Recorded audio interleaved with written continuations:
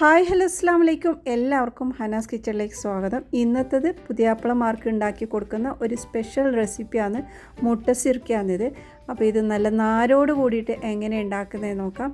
നമ്മളിത് ബ്രേക്ക്ഫാസ്റ്റിനും ഡിന്നറിനും ഒക്കെ ഉണ്ടാക്കാൻ പറ്റുന്നതാണ്. നല്ല ഈസിയിൽ ഉണ്ടാക്കാൻ പറ്റും. വീഡിയോയിലേക്ക് കിടക്കാം. അപ്പോൾ ഇത് ഉണ്ടാക്കാനായിട്ട് നമുക്കിത് ഇവിടെ പച്ചരി എടുത്തിട്ടുണ്ട്. അരക്കപ്പോളം പച്ചരിയും പിന്നെ അരക്കപ്പോളം ചെറിയ അരിയും എടുത്തിട്ടുണ്ട്. ഞാനിവിടെ ജീരകശാല അരിയാണ് എടുത്തത്. ഇത് രണ്ടും ഒരേ അളവിലെടുത്തിട്ട് നമുക്കിതൊന്ന് നന്നായിട്ടൊന്ന് കഴുകിയെടുത്തതിന് ശേഷം സോക്ക് ചെയ്ത് വെക്കാം. കുറഞ്ഞത് ഒരു 3-4 മണിക്കൂറെങ്കിലും ഇത് കുതിർത്ത് വെക്കണം. നന്നായിട്ട് അരഞ്ഞ് കിട്ടാൻ വേണ്ടിയിട്ടാണ് കേട്ടോ.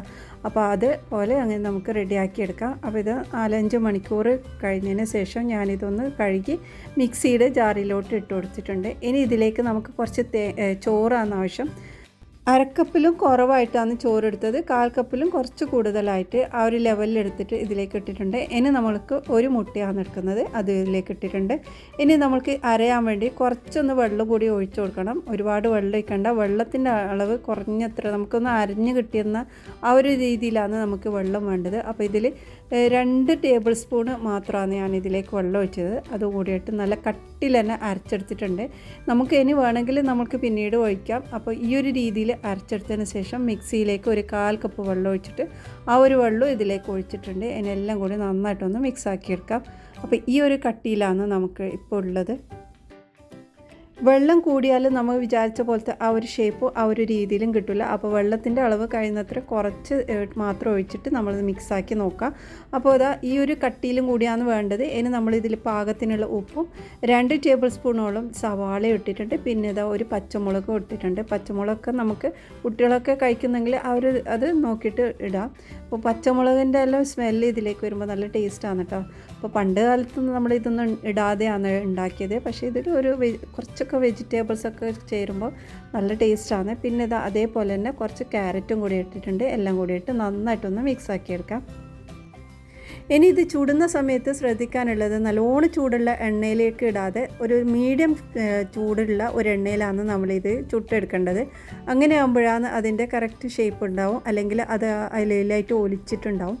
അപ്പോൾ അങ്ങനെ ചുട്ടെടുക്കാം നമുക്ക്. അപ്പോൾ ഒരു ഭാഗം ഒരു ലൈറ്റ് ഗോൾഡൻ കളറാകുന്ന സമയത്ത് തിരിച്ചിടാം. അപ്പോൾ ഇതിൻ്റെ ഉൾഭാഗമൊക്കെ കറക്റ്റായിട്ട് വെന്തിട്ടുണ്ടാവും. ഇതിൻ്റെ മുകളിലോട്ട് എണ്ണ തട്ടി കൊടുക്കേണ്ട ആവശ്യമില്ല. അതൊരു 2-3 സെക്കൻഡ് കഴിയുമ്പോൾ തന്നെ അത് നല്ല രീതിയിൽ പൊങ്ങി വരും. ആ ഒരു സമയത്ത് നമുക്കിത് തിരിച്ചിട്ടിട്ടും കൂടി വേവിച്ചെടുക്കാം. അപ്പോൾ ഈ ഒരു കളറ് നല്ലൊരു ലൈറ്റ് ഗോൾഡൻ കളറാകുന്ന സമയത്ത് നമുക്ക് കോരിയെടുക്കാം. അപ്പോൾ ഈസിലി ഉണ്ടാക്കാൻ പറ്റുന്നത് തന്നെ. നമുക്കിതിൽ കറിയൊന്നും ആവശ്യമില്ല.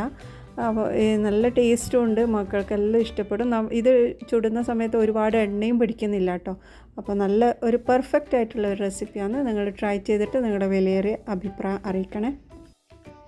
ഇത് ഉണ്ടാക്കാൻ നമുക്ക് പച്ചരി മാത്രം മതി. ഞാനിവിടെ കുറച്ച് ജീരകശാല അരിയും കൂടി എടുത്തിട്ടുണ്ട്. അതില്ലെങ്കിലും നമുക്കിത് ഉണ്ടാക്കാൻ പറ്റും.